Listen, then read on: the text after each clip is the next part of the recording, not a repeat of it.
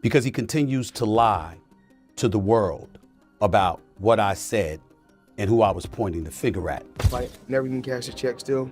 I have $100 million that I never even cashed before. I have a tax attorney that takes care of everything, and everything is okay. Nah, I'm not with you. Yeah, we're taking him to court. No way. Yeah. Oh my goodness. So Yeah, see you in the courtroom. Congrats, you're going to prison, Floyd. In a shocking development, reports claim that Floyd Mayweather Jr. could be facing serious legal trouble after alleged financial documents were revealed during a live broadcast by analyst Stephen A. Smith on ESPN. According to the claims, the documents suggest Mayweather may be connected to a $42 million financial scandal, with rumors circulating that federal authorities are investigating the situation and may have issued an arrest warrant. Smith stated that the evidence could be only the beginning of a much larger story, reigniting criticism about Mayweather's extravagant lifestyle and spending habits. While the reports remain unconfirmed, the allegations have already sparked intense reactions from fans and critics, with many questioning whether the legendary boxer's powerful empire could now be facing its biggest crisis yet. Mayweather has had for not paying. Floyd Mayweather Jr. has frequently faced public speculation regarding his legal and financial matters. At one point, he revealed that his lawyers had advised him to remain silent about certain issues, assuring him they would manage everything behind the scenes. Despite this guidance, Mayweather made it clear that his passion for wealth and luxury had not faded. He openly spoke about still wanting the private jets, mansions, and extravagant lifestyle he had long enjoyed. His comments suggested that while his legal team focused on resolving disputes, his personal priority remained protecting and expanding his fortune. By keeping financial details private while continuing to display his lavish lifestyle, Mayweather projected the image of someone determined to maintain his status and success. Even as rumors and controversies surrounded him, he appeared focused on preserving the wealth and luxury that became central to his identity throughout his career. Still got my private jets. I still have all my beautiful homes, still have all my properties everywhere, and still making millions every month. So you didn't take this fight because you needed the money? Actually, I didn't even want this. The fans demanded this fight. You know, at one particular time, and of course, with this fight, of course, I do want to make a ton. Stephen A. Smith has often been outspoken about his admiration for Floyd Mayweather Jr., regularly praising the legendary boxer's remarkable legacy. He highlights Mayweather's ability to remain undefeated throughout the latter part of his career, crediting his discipline, elite defensive skills, and technical brilliance inside the ring. According to Smith, Mayweather was not just focused on winning fights but on mastering the art of avoiding defeat, combining intelligence, strategy, and precision to control every moment of a bout. Smith believes Mayweather's greatness goes far beyond statistics, emphasizing that his mindset, ring IQ, and ability to dictate the pace of fights made him one of the most dominant fighters in boxing history. In Smith's view, Mayweather set a standard of excellence that future fighters will continue to chase, making his legacy one of the most respected and influential in the sport. Was undefeated for the last half of his career with one hand. He constantly broke his hand. Yeah. He would go into a ring knowing he had no shot at knocking somebody out because his hands were hurt too much, and literally walked in the ring and said, I'm going to embarrass you and humiliate you by showing the world you can't hit me. Stephen A. Smith became increasingly critical of Floyd Mayweather Jr. after the legendary boxer began participating in exhibition bouts following his retirement. While Mayweather had long been praised for his undefeated record and dominance in professional boxing, the shift toward spectacle fights began to change that perception. His exhibition match against Logan Paul drew widespread backlash, with many analysts questioning its competitive value. Smith argued that the bout lacked legitimacy because Paul, primarily known as a social media personality rather than a seasoned boxer, posed little real threat to Mayweather. According to Smith, the event appeared to be driven more by financial gain than by sporting excellence. For a fighter who had built a reputation on defeating elite champions and maintaining a perfect record, the exhibition felt like a step away from the competitive standards that had defined his career. Critics believed the fight lacked the intensity and high stakes that once made Mayweather's bouts must-watch events. Smith suggested that while Mayweather's legacy as one of the greatest boxers ever is secure, continuing to participate in such exhibitions risks shifting the focus from his historic achievements to the perception that he is simply chasing another payday. Boxers, if not the greatest boxer in history. He's absolutely sensational. But he retired years ago, and for me personally, I know these exhibition matches are entertaining. I like the one with Conor McGregor.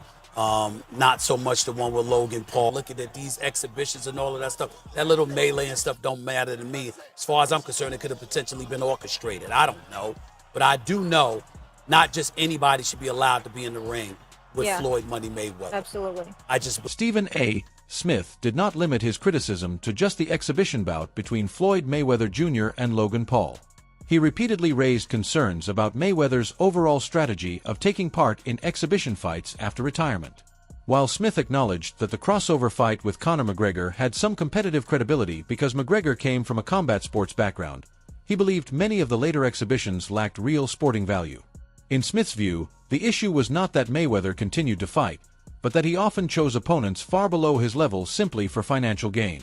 According to Smith, this approach risked damaging the reputation Mayweather had built over decades as one of boxing's most dominant champions. He argued that the undefeated star, once admired for taking on elite competition and mastering the sport, was now being perceived by some fans as prioritizing easy money over meaningful competition. Smith warned that if this pattern continued, the narrative around Mayweather could slowly shift, from celebrating his historic achievements to questioning the choices he made after retirement. For Smith, the concern was simple. By focusing too heavily on financial opportunities, Mayweather might unintentionally place the legacy he worked so hard to build in jeopardy. Here's what I do know, which is where my disappointment comes from. When you are as great as Floyd Money Mayweather, everybody doesn't deserve to be in your space. I know you like to make money. You're never going to stop making money. Very, very few people on the planet know how to make money like you know how to make money. But some of this stuff has got to stop. You want to get Conor McGregor in the ring for an exhibition match? All right, that's fine. You know, Conor sold that. It was great marketing. He's not a boxer, but hey, he was a knockout artist in the UFC. I get it. The turning point in the post-retirement career of Floyd Mayweather Jr. became clear when he explained why he chose to fight Logan Paul instead of a major boxing name like Tyson Fury. Mayweather openly stated that Paul had more social media followers, implying that popularity and online reach were bigger factors than boxing credibility. That explanation immediately raised eyebrows across the sports world. Analysts such as Stephen A. Smith interpreted the comment as evidence that Mayweather's priorities had shifted dramatically after retirement. Instead of seeking challenges that could enhance his legacy, he appeared to be targeting opportunities that guaranteed massive attention and financial rewards. For many critics, the decision symbolized a major departure from the competitive spirit that defined Mayweather's legendary career. Fighting a YouTuber with limited boxing experience rather than an elite professional suggested that entertainment value and profit had begun to outweigh sporting merit. Smith and other commentators argued that this approach risked reshaping public perception of Mayweather. A fighter once celebrated for discipline, strategy, and dominance in the ring was now being questioned for choosing spectacle over serious competition. In their view, the moment Mayweather justified the fight by citing social media numbers marked a clear shift, from chasing boxing greatness to capitalizing on fame and financial opportunity. Why fight Logan Paul? Name another boxer besides myself that's more famous than Logan Paul. Tyson Fury? What? I want you to look up Tyson Fury, how many followers, and look up how many followers Logan Paul has. Logan Paul, 56 million. Tyson Fury, 4 million. So 50 compared to 4 something. I can fight a fighter right now, guarantee myself 35 million. Or me and Logan Paul can go out and entertain and have fun and make 100 million or more. So if you were me, you gotta look at 35 million for 12 rounds and 100 for 6 rounds. Big deal. At one time, Floyd Mayweather Jr. was the highest-paid athlete in the world across all sports, a status earned not only through his dominance in the ring but also through smart business decisions and lucrative promotions. However, recent rumors and reports about his finances have begun to raise questions about whether his wealth is as secure as it once appeared. The boxer who proudly showcased his luxurious lifestyle and flawless financial strategy is now facing growing scrutiny, with critics wondering if the image of endless riches is truly built on solid financial ground or if it hides deeper problems. As these discussions continue, they are starting to cast doubt on the legacy of a fighter once admired not only for his undefeated record, but also for his supposed financial brilliance. Floyd Mayweather, the highest paid athlete, not the highest paid boxer, the highest paid athlete in the world. I had the opportunity and pleasure to be around him for many years. I was his personal shopper. I was a personal friend of his family. One of my greatest memories of being just lucky enough to even be around that environment was watching him train. Watching Floyd Mayweather train is a masterclass in discipline. It is a masterclass in work ethic. It is a masterclass in this is how you execute and get stuff done. Every rep, he hits it hard. There's not one lazy rep. He does everything at such a high frequency, so elevated. I'm like, goodness gracious, watching this man train, it's like, that's how I want to train for life. I've been to the club with Floyd where we leave in the club 3, 4 in the morning and he's still going to hit his 6 miles. He'll have all the cars follow him and he's running down the Las Vegas Strip, down back. Logan Paul has publicly claimed that he may take Floyd Mayweather Jr. to court over unpaid earnings from their June 2021 exhibition boxing match. Paul alleges that he is still owed between $1 million and $3 million from the pay-per-view revenue generated by the fight and says the payment was withheld by Mayweather's team. In a 2022 interview with TMZ Sports, Paul expressed frustration and confirmed that he was considering legal action to recover the money he believes he is owed. Mayweather, however, has strongly denied these accusations, insisting that Paul has already been fully paid for the bout. The disagreement revolves around how the event's earnings were distributed, with Paul accusing Mayweather's side of mishandling the funds and not honoring their financial agreement. While Mayweather has argued that delayed payments are common in the boxing business and sometimes take time to process, Paul remains determined to pursue legal options, turning the situation into a public dispute that highlights the complicated financial arrangements often involved in major exhibition fights. Is that something that you can't disclose right now? He has not paid me in full. That is a fact. No Short way. a few mil, yeah. Wow. Still a few mil. Yeah, oh yeah. Have you been in contact with him? Nah, we're taking this one to court. No, are you being serious? Is this like a... Do I look serious, lady? You do. I'm just making sure. I apologize. Really? I'm just... Nah, I'm not f***ing you. Yeah, we're taking him to court. No way. Yeah. Oh my goodness. So, Yeah, see you in the courtroom. Congrats, you're going to prison, Floyd. Floyd Mayweather Jr.'s relationship with the law has always been complex, and his financial success hasn't protected him from legal troubles. Over the years, he has faced multiple legal issues, including serving time in jail for various offenses. Despite amassing immense wealth, Mayweather has admitted feeling a lack of personal freedom, highlighting the hidden costs of fame and fortune. His legal struggles often appear tied to his financial decisions and extravagant lifestyle, ranging from disputes over unpaid debts to allegations connected to his high-profile spending habits. These issues have followed him throughout his career, casting a shadow over even his most celebrated achievements in the ring. While Mayweather's ability to generate wealth is remarkable, it has brought challenges and consequences that cannot be ignored, revealing the often unseen burdens of his life and underscoring that his path, though legendary in boxing, has been far from smooth. You know, I had 3 children with a young lady. We wasn't seeing eye to eye, you know, we wasn't seeing eye to eye. You know, she was a little upset, had a little alcohol in her system.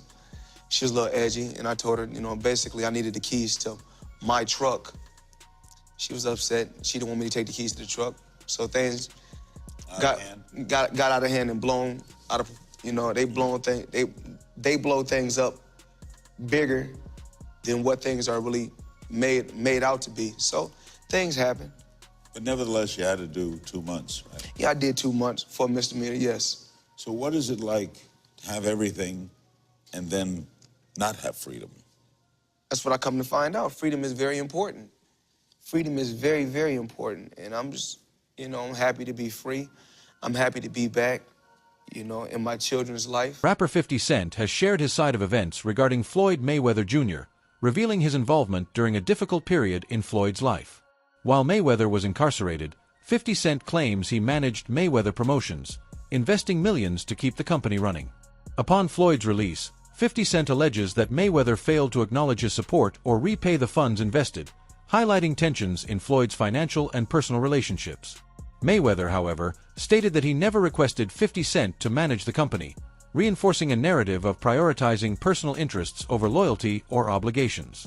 This episode underscores a recurring pattern in Mayweather's career, where his focus on self-preservation and financial gain appears to outweigh relationships, leaving behind strained partnerships and complicating his legacy both inside and outside the ring. Anybody who knows Floyd knows he doesn't want to be alone. So in that situation, like, I was concerned about him because, like, I went to visit him more than anyone else that he would call a friend would actually visit him. And it's because I knew that he put like this. He'll buy stuff for you to keep you around. His temperament, there's no balance. Like, he can do anything and they still stay there because it's like they're Yes, man. Adding more fuel to the fire, former UFC fighter and analyst Chael Sonnen exposed an uncomfortable truth about the Mayweather versus Conor McGregor fight, claiming it was not as financially successful as advertised.